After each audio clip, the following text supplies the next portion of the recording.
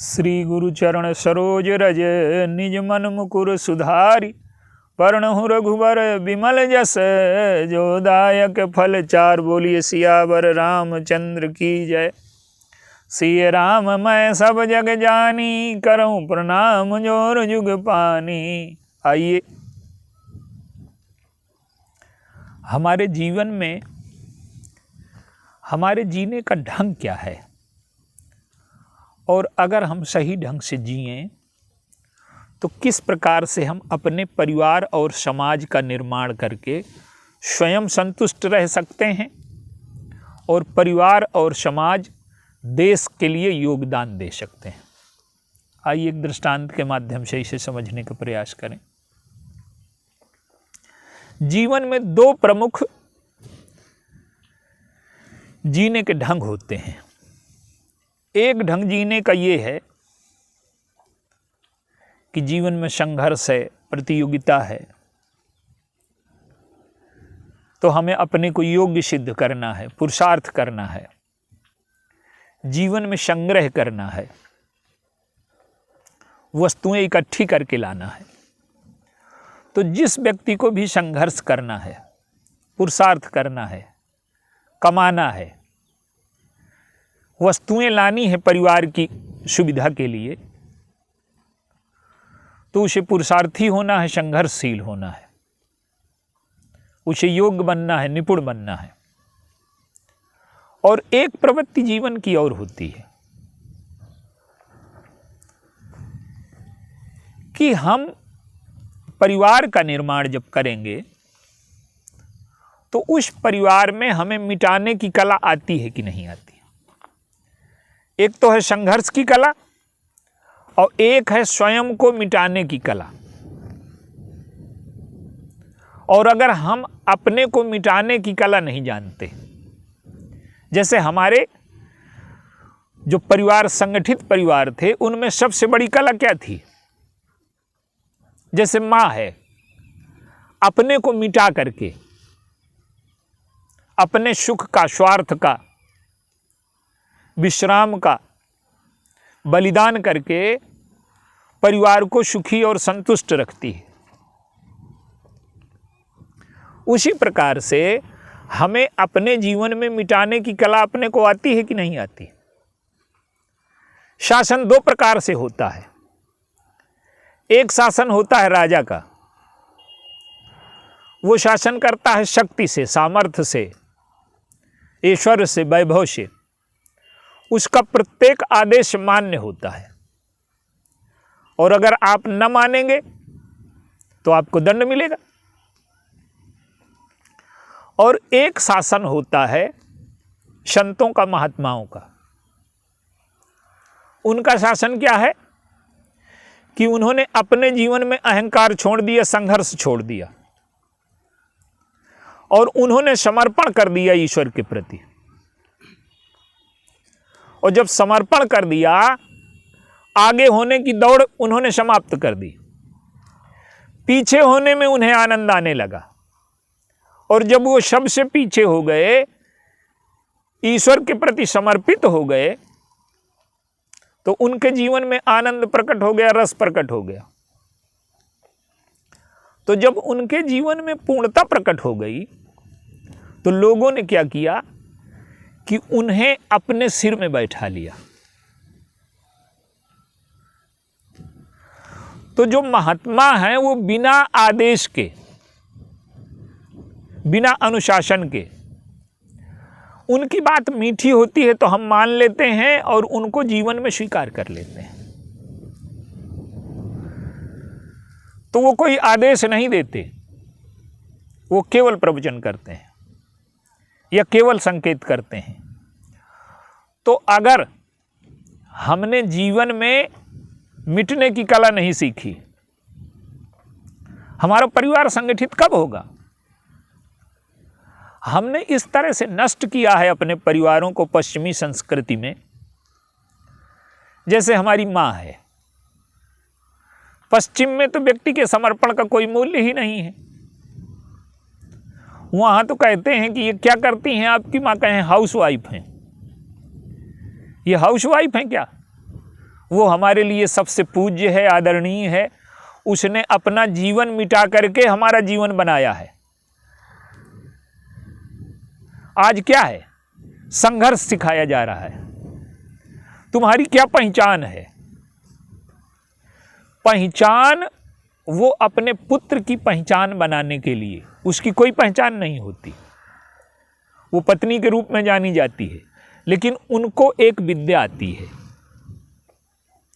कि जब वो समर्पण आ जाता है उनके जीवन में परिवार के प्रति, दूसरों के जीवन के उत्थान के लिए जब अपने जीवन को वो समर्पित कर देती हैं, तो उनमें अधिकार, उनका स्थान क्या होता है कि उनको हम स्वयं अपने जीवन में सबसे ऊपर बैठा लेते हैं।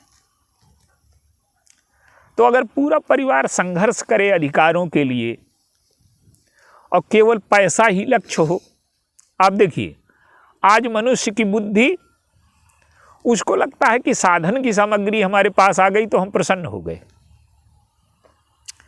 साधनों से कोई प्रसन्न नहीं होता। मकान बनाने की आप सामग्री इकट्ठी कर सकते हैं, आप अच्छा मकान बना सकते हैं, लेकिन परिवार तो तभी बनेगा जब उस मकान में रहने वाले लोग उनमें आपसी सहयोग हो, उनमें समर्पण हो, और कुछ लोग अपने को मिटा देने की कला में निपुण हो, और कुछ लोग उसी परिवार में अपने को पूर्ण बना करके संघर्ष के योग्य बन जाएं। तो जब हम मिटाने की कला में अपने को निपुण हो, देखिए संघर्ष किस बात को लेकर के होता है कि हम सही हैं, मेरी बात रहनी चाहिए, तुम्हारी बात न रहनी चाहिए। तो जब समर्पण होगा एक पक्ष में, तो संघर्ष ही समाप्त हो जाएगा, संघर्ष को कोई स्थान न रह जाएगा। आप देखिए भगवान राम जब अयोध्या से चले तो वो अपने को मिटाने की कला में निपुण है। उनका जो शासन, हम क्यों नहीं समझ पाते आज तक राम राज्य को? इसलिए नहीं समझ पाते कि उनके राज्य में कोई आदेश नहीं दिया जाता। उनकी इच्छा ही लोगों के लिए प्रेरणा का कार्य करती है। चित्रकूट में एक सूत्र दिया गया, भोरे हु भरत न पेलिया ही मन सही राम रजाई। भरत जी भूल में भी कभी मन से भी राम की आज्ञा का उल्लंघन नहीं करेंगे। भगवान राम ने समर्पण कर दिया पिताजी के वचन को सत्य सिद्ध करने के लिए। जब उन्होंने अपने को मिटा दिया तो दशरथ जी क्या मनाते हैं? शंकर जी से मनाते हैं, आशुतोष तुम औढ़रदानी आरति हरहु दीन जन जानी। तुम प्रेरक सबके हृदय और यह मति राम ही देव और बचन मोर तज राहि ग्रह परिहरशील सनेह। पिता ये शंकर जी से आदेश, ये प्रार्थना कर रहे हैं दशरथ जी कि पुत्र मेरी बात को टाल दे। इतने आज्ञाकारी हैं, इतने अपने को मिटाने में निपुण हैं कि पिता के आदेश के लिए 14 वर्ष का जीवन मिटा दिया।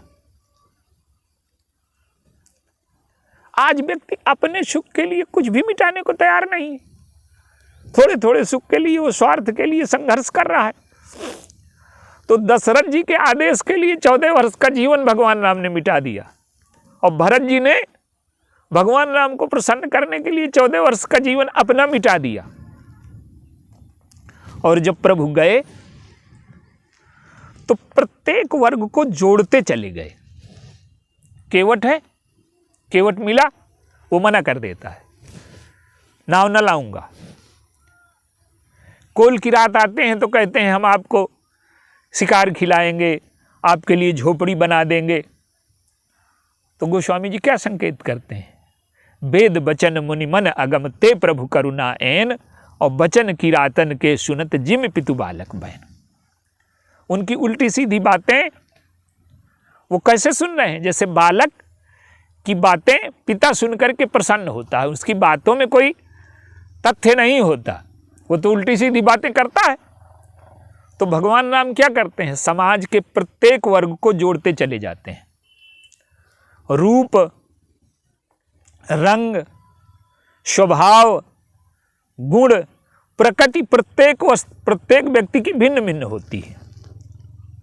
लेकिन उन्होंने क्या किया कि रंगीन, रंगहीन सभी प्रकार के रंगों के फूल को एक माला के रूप में पिरो दिया।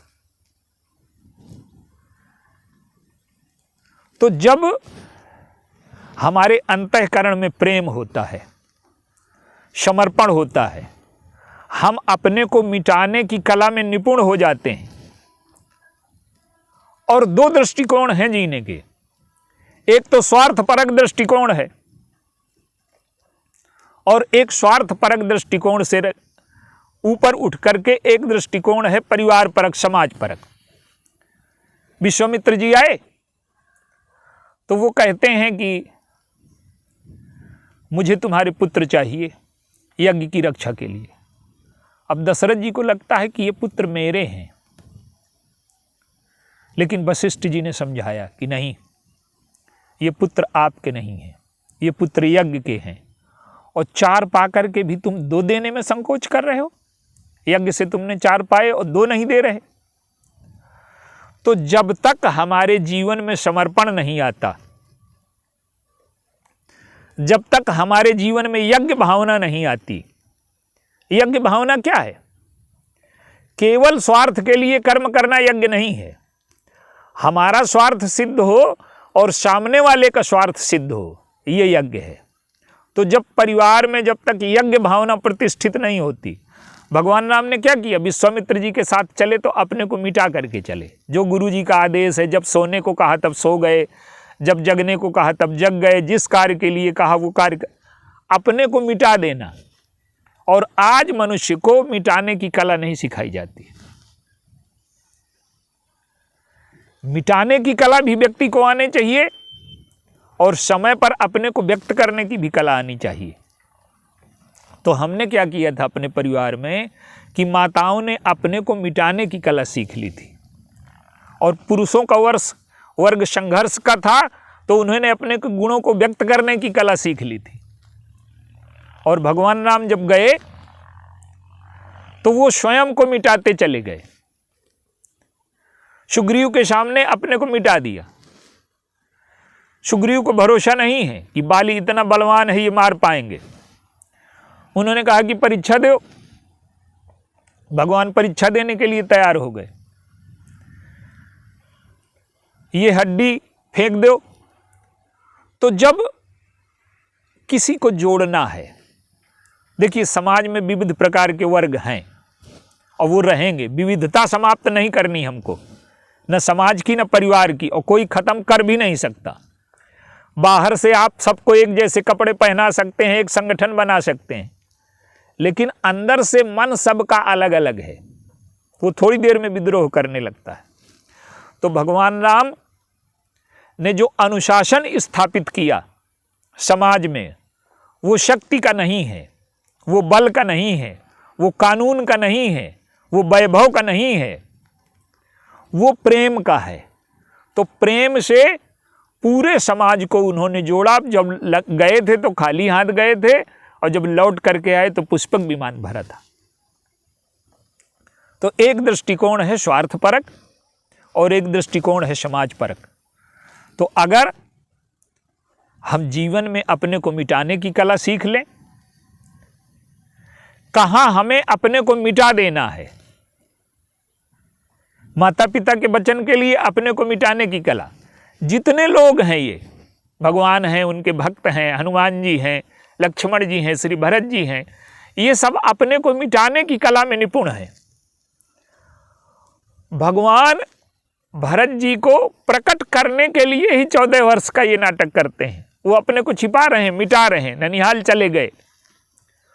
तो हमारा परिवार, हमारा समाज, हमारा राष्ट्र, जब तक हम में दोनों कलाएं नहीं विकसित होती। देखिए, जो सबको हरा दे वो बलवान। हमारी परिभाषाएं सब उल्टी हैं। हम कैसे तय करते हैं? जो सबको हरा दे वो बलवान है, जो सबको वाद विवाद में हरा दे वो विद्वान है। ये परिभाषाएं हमारी ठीक नहीं है। भगवान राम ने रावण को हराया, ये स्थिति अलग थी, लेकिन उन्होंने क्या किया कि जो कमजोर हैं उन्हें बलवान बना दिया। नर कपि भालू आहार हमारा, राक्षसों के तो वो भोजन थे, उन्हीं को भोजन। तो जो सबको बलवान बना दे वो बलवान, जो मूर्ख को विद्वान बना दे वो विद्वान, और जो सबके हृदय में प्रीति आनंद रस भर दे। तो हम जीवन को संगठित करें, परिवार को संगठित करें, समाज को संगठित करें, राष्ट्र को संगठित करें, और उसको संगठित करने की कला है प्रेम। और जब प्रेम है, प्रेम में समर्पण होता है, प्रेम में मिठास होती है, प्रेम में अपने को मिटाने की कला होती है। और जो प्रेम है वो हमारे परिवार को बांधने का साधन था। और आज केवल संघर्ष करना सिखाया जाता है। व्यक्तित्व का निर्माण भी एक कला है, लेकिन व्यक्तित्व को मिटा देना भी एक कला है। और जब ये दोनों कलाएं हमारे जीवन में आ जाती हैं, व्यक्तित्व का निर्माण और व्यक्तित्व को मिटाने की कला, तो हमारा परिवार संगठित हो जाता है, हमारा समाज संगठित हो जाता है, हमारा राष्ट्र संगठित हो जाता है। बोलिए सियावर राम।